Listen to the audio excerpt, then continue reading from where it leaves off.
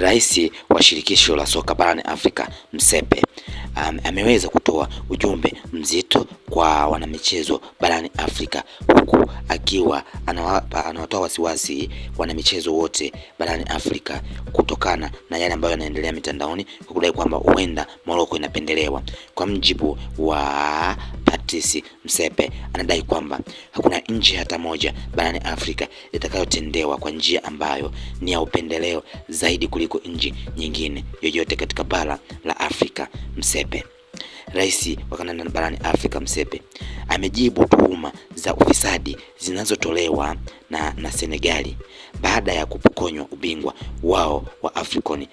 miezi 2025, miezi miwili baada ya fainali yenye utata. Senegali ilijibu kwa hasira ikisema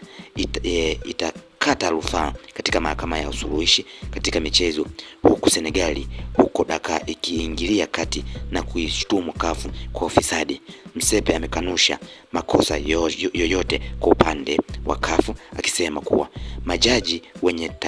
tajriba kuwa na wanasheria kutoka Afrika walijumuishwa kwenye kamati ya rufaa. Amesema CAF itaheshimu uamuzi utakaofanywa na CAS kuhusu rufaa iliyopangwa kuwasilishwa na Senegali, ambapo Msepe ameweza kuwajibu Morocco, huku kukiwa na sintofahamu nyingi ambazo zilitokea kwenye fainali ya kombe la Afrika barani Afrika 2025, ambapo wengi walihisi kwamba kuna ufisadi ndani yake ambao upo, ikihusishwa rushwa, ambapo ikihusishwa na upendeleo kwa timu ya Morocco, ambapo Msepe ameweza kujibu tuhuma hizo kwa kudai kwamba wao wataheshimu kwanza mahakama ya usuluhishi, yani CAS ya kimataifa, ambapo Senegali wameweza kwenda kupeleka kudai kwamba wanaonewa, walipambana uwanjani, lakini maamuzi ya ubingwa yameweza kufanyika nje ya uwanja. Lakini kwa mjibu wa rais wa CAF, anadai kwamba majaji